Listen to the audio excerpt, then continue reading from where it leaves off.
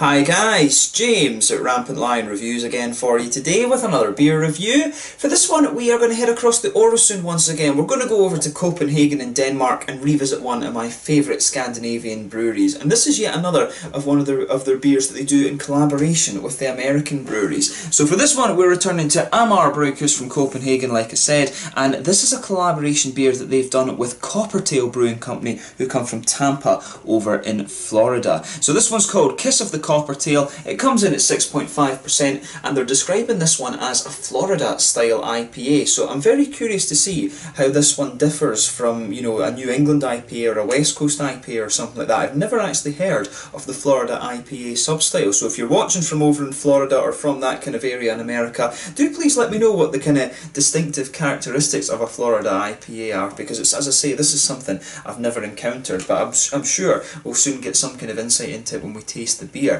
But looking forward to this one. It's cool to try it, to encounter another new American brewery that I've not had anything from, so hopefully it's a good beer, and as always I hope you guys enjoy my take on this one. So anyway, as is usual with my reviews then, I'll tell you a little bit about the brewery. If you want to get straight to the tasting, just fast forward. All the usual links are in the description below. That's the brewery website, link to my other reviews that I've done from Amager Bryghus before. No doubt there will be some more in the near future. There's also a link there that will take you to my potential future reviews from Coppertail Brewing Company. Very first time I'm trying one of their beers, like I said, but hopefully not the last time. There's all the usual social media. If you want to see more beer reviews, do please consider subscribing to the channel. The whole channel, of course, has a geography-based tagging system, so you can go into the homepage and search for beers based on country, city, state, county, prefecture, whatever it is you're interested in. Do check out the playlist of beers from different countries. There is one there for all the American beers that I've reviewed for you, and one for all the Danish beers. This one will appear in both of those lists, and as always, please do get in touch and let me know some of the other beers and breweries that you guys would like to see me review. It's always great to hear from you guys that are watching the videos, and the support that you show the channel is hugely appreciated. So anyway, to tell you a little bit about Amager Bryghus then. So as I've told you before,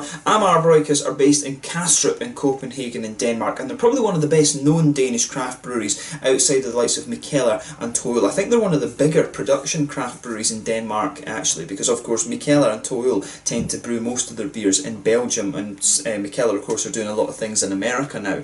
But the brewery was established back in April 2007 by two friends, Morten Valentin Lundsbach and Jakob Storm, both of whom were avid home brewers. But apparently in school the pair had been forced to do a chemistry and physics project together, so they wrote about the fermentation process in beers, and this just had them completely hooked on the idea of home brewing from an early age. But both went on to gain their brewing diplomas from the Scandinavian Brewing School back in 2008, and the company has since gone on to become very, very highly decorated. As I say, one of the most prominent Danish craft breweries actually.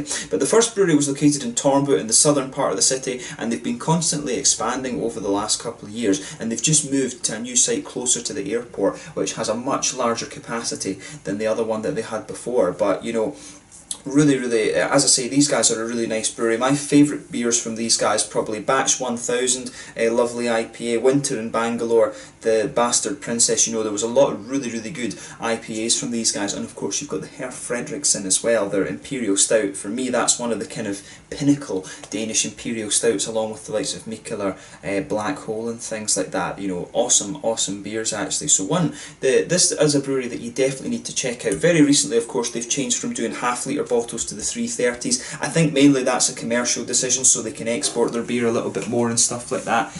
But yeah, a really good brewery, and one that I definitely recommend that you check out. I certainly always enjoy reviewing their beer. So on to the second part of my brewery notes then, on to Coppertail Brewing Company. As I say, my first encounter with these guys. So Coppertail Brewing Company was founded back in 2013, and it was founded by Kent Bailey, who's a former business lawyer, and of course, as I mentioned, they're based in Tampa over in Florida. But he'd apparently been a home brewer for a number of years and grew sick of his corporate job, if you like, and decided to follow his passion. So he drew up a business plan and took out a lease on a warehouse on Adamo Drive, which had actually previously housed a Hellmann's mayonnaise factory, and before that an olive oil factory. But he brought on board his friend Rob Larson, who's a former personal trainer. He now deals with the beer development and also the social media side of things, and the head brewer is Casey Hughes, who is the president of the Master Brewers Association of America. He previously worked for Flying Fish Brewery in New Jersey, who very highly rated actually, and he's helped the brewery expand considerably over the last few years, and they've gone from strength to strength. I mean, they are fairly big, and they started out fairly big for a new start brewery. You know, their premises that they have, looking at the photographs, is massive, but they've got a lovely tap room in there,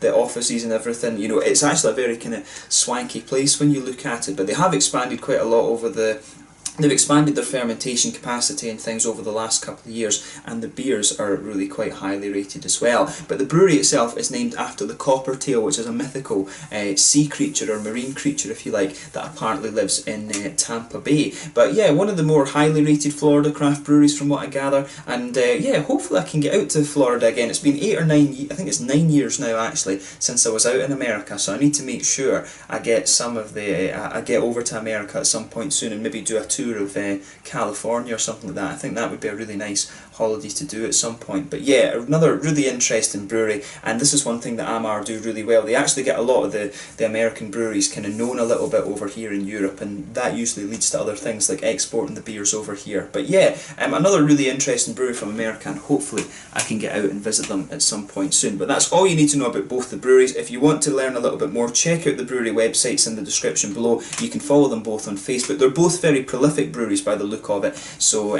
follow them on Facebook and Instagram and stuff, and you can keep up to date with the latest goings on at the brewery. But yeah, let's get on to the actual tasting of this beer itself. So it says on the blog here, I always love reading these little Amager Bryghus blogs. It says here, first modern day sighting of the Tampa Coppertail was made by a 5-year-old girl named Sophia on a wonderful late spring afternoon in late March 2011. Her parents had taken Sophia on a leisurely walk of the boardwalks leading through the mudflats of Mackay Bay Nature Park. Suddenly Sophia gave a frightful cry, and with her little shaking hand she pointed towards a point on the horizon and gasped, "See the monster!" Her parents both looked in the direction their daughter had been pointing, but either it was the adult lack of imagination or the setting sun directly in the eyes that made them see nothing. Sophia, however, stubbornly insisted on having seen a huge sea serpent with fangs as long as totem poles. Sophia's dad had total faith in his daughter, so he took the whole thing a step further. Digging into old archives at the local Tampa Bay History Centre, he found an old 16th century account by Spanish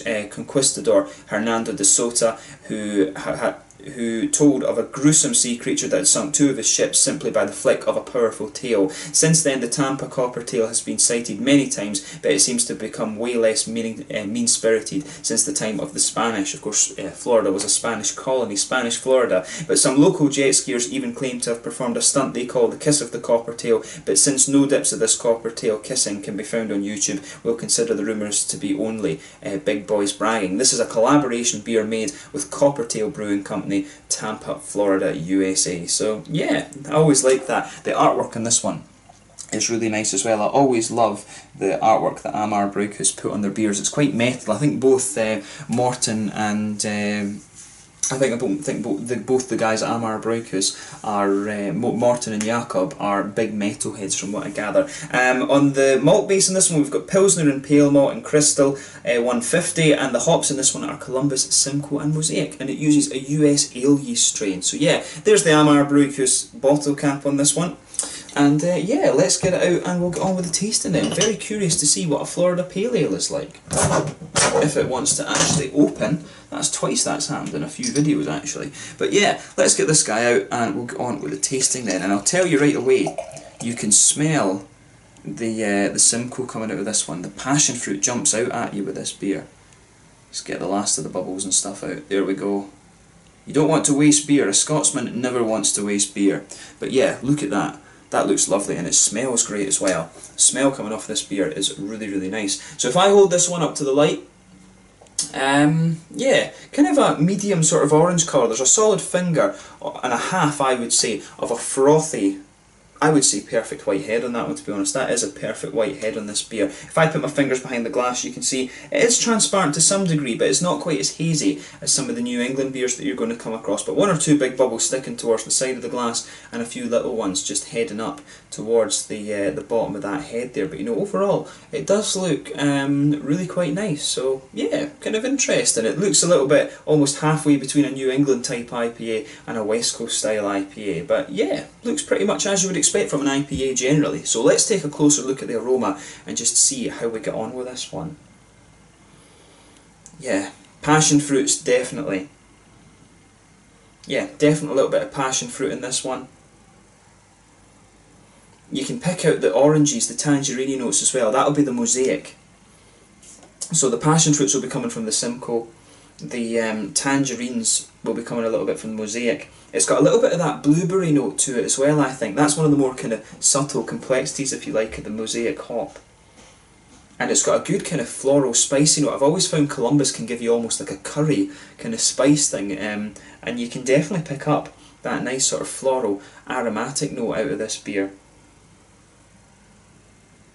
Yeah, it's a really interesting one, that. I like how, I do like how everything's kind of coming across in this beer. But yeah, lovely nice kind of spicy floral aromatic notes to this one. Little bit of a, yeah, definitely a little bit of a spicy note to that. It's got a little bit of lighter grassy quality. The malt base is kind of interesting. It's a little bit bready, but at the same time it's you know, it's the pale malt and pilsner malt. You can definitely pick up that. But I think the crystal's given it just a little touch of a grainy character, to be honest, as well. It's almost got a little bit of a biscuity sweetness. It's not, I mean, it's not doing anything surprising from the style in terms of the aroma, but you know, it does, you know, it seems to be quite a nice one. I certainly like the aroma of this one when I opened it up. The Simcoe, I love the Simcoe hop. The passion fruity notes that you get from that are lovely, but it's got a good bit of fruit complexity to it. It's got a nice bit of floral and grassy kind of character, and it's got a bit of sweetness from the malt base as well. There's not much more you can ask for in terms of aroma from an IPA, this one. So let's have a taste of this beer then. As I say, my first ever taste of a so-called Florida IPA. This is very, very curious to see how this one comes across. So let's get stuck into it then. This is the Kiss of the Coppertail, a 6.5% Florida style IPA from Amager Bryghus in Copenhagen in Denmark, and Coppertail Brewing Company from Tampa in Florida. Let's get stuck into this one. Slàinte, skål.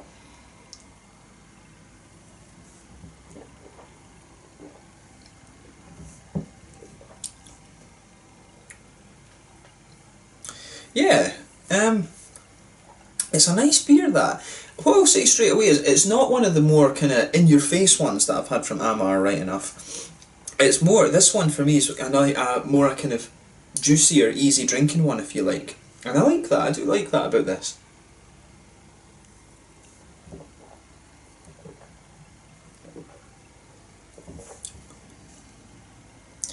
Yeah, I mean, as I say, stylistically, the thing that's if I'm trying to sort of figure out this Florida style IPA, the thing that's sticking out to me about this beer in particular, it's the smoothness of the malt base. It's a very light kind of bready malt base. It's not oaty or creamy. It is more smooth. It's not wheaty either, but it's almost just a kind of smooth, straight up pale malt, pilsner malt base. It's a very clean, white bready malt base that you get to this one. You can just feel that kind of blanket the middle of your tongue. There is a little touch of graininess comes out of it as you move further into the aftertaste, and maybe there's a tiny little touch of biscuit kind of flavour from this one, or a cookie as the Americans would call it. I should say that so we don't get lost in translation, if you like, especially when it's an American beer. But yeah, it definitely has a little bit of that biscuity, cookie kind of sweetness in the middle of the palate as well. So I'm wondering if stylistically that's what a Florida IPA is supposed to be. As I say, let me know in the comment section below about that. I'd be very curious if it's another kind of sub-style that's going to kick off.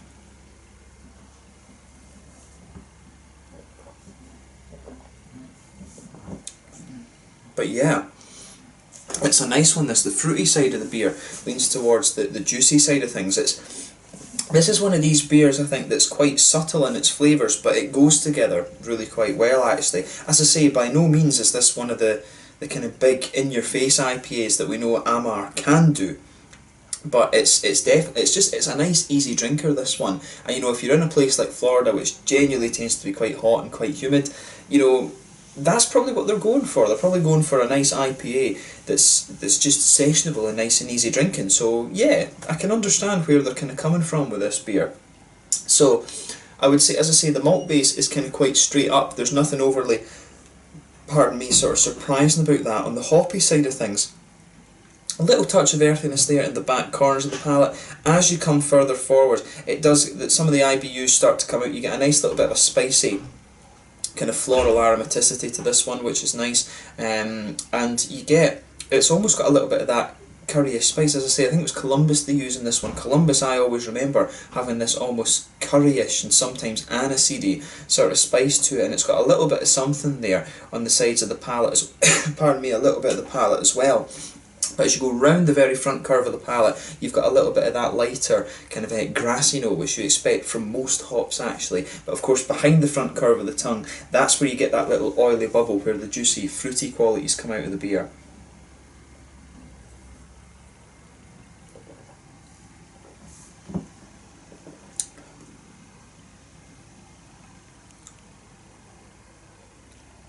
But yeah, I like what this one's doing with the fruit as well. So, as I say, you get that little oily bubble behind the front curve of your palate. For me, the fruity esters coming out there, it's the passion fruit is kind of forming the base of this one, and as you move further into the aftertaste, you start to get a little bit more, just on, almost on the very tip of your tongue, you start to get the orangey tangerine notes coming out from the mosaic, and right on the very tip of your tongue, there's a little bit of that blueberry flavour in there as well.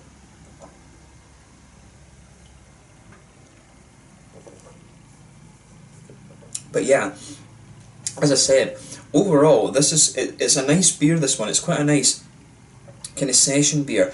I guess it's not the most in-your-face beer, and I'm guessing both Coppertail Brewing Company have some more in-your-face IPAs than this, but I know Amager Bryghus do, of course, you know, the Batch 1000, the Winter in Bangalore and things like that. They do have IPAs that are a bit more in-your-face. This one to me is a bit more easier drinking, and it leans a little bit more towards that kind of juicy side of things, and the malt base is very kind of simple as well. I feel like it's one of these beers that it's a bit more subtle in its flavours, but everything goes together quite well. So just you know, take a little bit of time and just enjoy it with this one. I think it's one of these beers that's designed for the sort of warmer temperatures, if you like, and it's meant to be a subtle kind of easy drinker, and you know, that works. I do like that about this one. So yeah, interesting beer, this one. And as I say, do let me know in the comment section below about the Florida IPA style. I think it's more to do with the subtlety of the malt base and the fact that it's meant to be a bit lighter and kind of easier drinking, if that makes sense. I would be very curious to hear from some Floridians about that actually. But yeah, in terms of the mouthfeel then, at the lighter end of mid-bodied, this one, carbonation's very smooth. Mouthfeel has a bit of wetness to it, but it's also a little bit oily. Nice bit of hoppy bitterness, but it's not going to blow your head off in terms of IBUs, this one. I'd say it's maybe around the 50 mark, 40 or 50 IBUs, this one. Maybe nearer 50 to be quite honest. 50 IBUs, malt base, like I say, a little touch of sweetness to it, but mainly quite smooth, juicy fruity qualities, and yeah, just it's an easy going, kind of very drinkable beer, this one, and I like it. I certainly wouldn't hesitate to drink this again. I think it'd be nice to try this one on tap, and I think this beer is fairly fresh as well. It looks as if on the bottle it says it was bottled in July, and I'm reviewing this one for you. Sort of late August actually. I think it's the 28th of August today that I'm filming this review, but yeah, it should be this one. It's one that you definitely want to check out actually. I would recommend you have a go with this one. So yeah, let's leave it at that for this beer. This was the Kiss of the Coppertail, a 6.5% Floridian style IPA from Amager Bryghus in Kastrup in Copenhagen, brewed in collaboration with the guys over at Coppertail Brewing Company in Tampa in Florida. A really nice, quite sessionable, easy drinking IPA, this one. So I'd recommend it if that's what you're kind of into. But yeah, really interesting beer. Glad that I got to review my first beer from the Coppertail Brewing Company. Hopefully I can review some of their own stuff in the fairly near future. But yeah, once again, thank you for watching my beer reviews. Until the next time, please like, subscribe, share, all the usual YouTube stuff. Let me know your own thoughts on this beer in the comment section below. Let me know what your favourite beers are, both from Amager Bryghus and from Coppertail Brewing Company. Do check out my social media. Until the next time, it's Slanging Just Now, and I will catch you guys very soon. A really nice, easy-going kind of session IPA. This one, a good way to start off your day. Yeah, lovely. Slanging Just Now, skull.